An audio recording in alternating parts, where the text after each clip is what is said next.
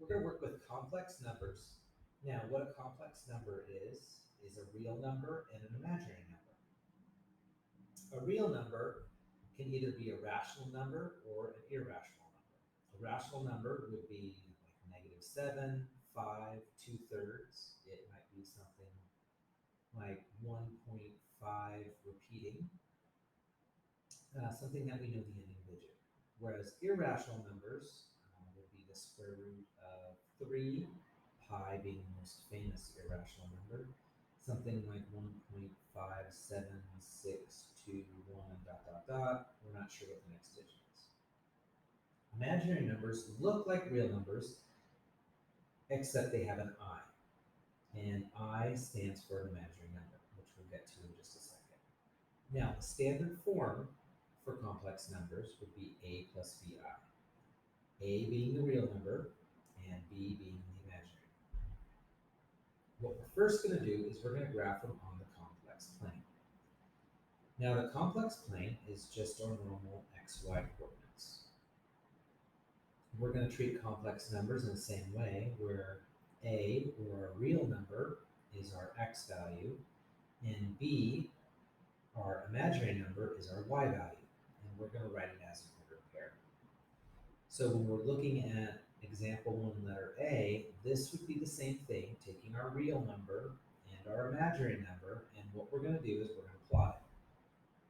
So we're going to the right 2, and we're going up 3, and we're plotting the point, and that right there would be A. Now we're going to do that with each of the points.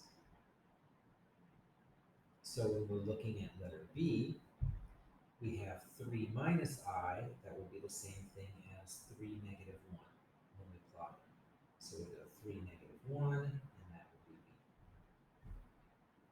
Negative 2I would be the same thing as 0, negative 2, and when we plot that, it would be on the y-axis. Letter D, now it's switched around, but we still put the real number first. So it would be negative 5, 4 would be our point. So left 5, up 4, that would be D.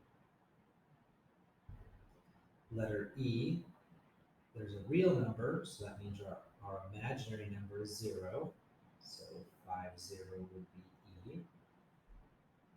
And I would be the same thing as 0, 1. So we would go up 1. Negative 4, negative 5i, that would be negative 4, negative 5. So left 4 and down 5. And letter H, it's switched around, so we're just going to switch it back. That would be 2, 1. So we go 2, and that right there would be H.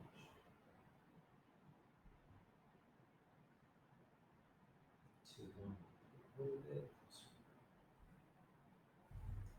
Now that's how we graph complex numbers. Let's talk a little bit about what an imaginary number is. Mathematicians came across problems where they would take square roots and the answer would be negative. Now that would stop them in their tracks. So if we had something like negative 4, we would say no solution. It's not possible. Well, mathematicians want to go further, so they came up with imaginary numbers. And an imaginary number is the square root of a negative 1. So that means that if we look at example 2, letter A, what we're going to do is we're going to break negative 4 down into 2 numbers, 4 and negative 1. So that way we could find the square root of 4, which is 2, and we now know that the square root of negative 1 is I. So instead of saying no solution, we can now say 2I. In the same way, if we're looking at letter B, what we have is the square root of negative 8. So that would be the same thing as 8 and negative 1. We're going to break 8 down into 4 and 2. And the square root of 4 is 2. The square root of negative 1 is I, and we're going to go 2I square root of 2. Now, we put the I behind the 2. We don't usually put it behind square roots because then we're not sure if it's actually in the square root or not. Not everybody's very careful with their square roots, so it's just easier to put the I in front of the square root. Now that brings us to a problem. We've been working with the square root of 1, but what happens if we multiply an I times an I? What would happen? Well, we're going to look at I squared, I cubed, and I to the fourth. And what we're going to do is we're going to notice a pattern. So we know I equals I, that's obvious. Now I squared is the same thing as the square root of negative 1, which is I, times the square root of negative 1. Because we have square roots, if we multiply square roots, they cancel, and so we're left with just negative 1. And that's how we come up with I squared being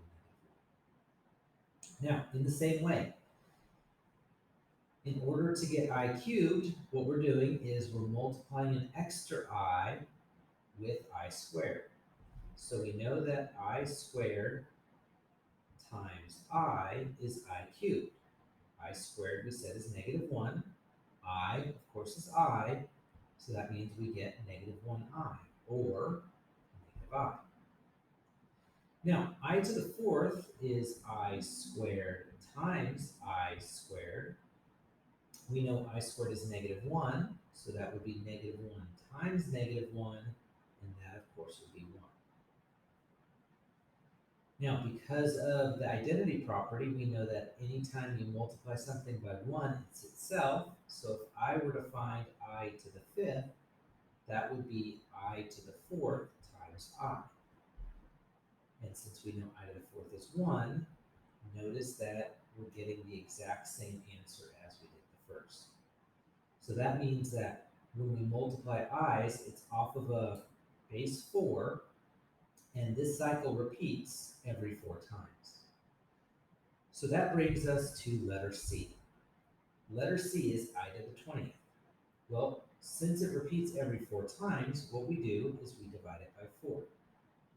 When we divide it by 4, we see how many times 4 goes into 20, which is 5, but really what we care about is the remainder. In this case, there's no remainder, so that means it's a multiple of 4, so our answer is 1, because I to the fourth is 1. Now, looking at letter D, if we were to divide 74 by 4, we don't care how many times it goes in. What we care about is the remainder. The remainder is 2. So just in case you weren't sure, 4 goes into 7 one time, and we get 34. That would be 8. And so we get a remainder of 2. Remainder of 2 would be I to the second. And I to the second would be negative 1. So our answer is negative 1. 101, if we divide that by 4, we know that 4 goes into 100, so that means that the remainder would be 1. Now, if we have a remainder of 1, that would just be I. So that means our answer is I. Now, 215, if we were to divide it by 4, gives us a remainder of 3, so that means it would be negative I, because I cubed is negative I. Let's do a little bit more practice. Square root of negative 49 is the same thing as the square root of 49 and the square root of negative 1. This, of course, is 7. This, of course, is I, so we get our answer of 7i. Negative square root of 12 is 12 and negative 1. 12, of course, is 4 and 3. Square root of 4 is 2. Square root of negative 1 is I. 2i square root of 3. Now, looking at 11, we divide it by 4, and we get a remainder of 3. So that means it's negative I. If we divide 61 by 4, it's a remainder of 1. So that would be I. If we divide 500 by 4, it goes evenly, so now our answer is 1. If we take 2,222 and divide it by 4, we get a remainder of 2.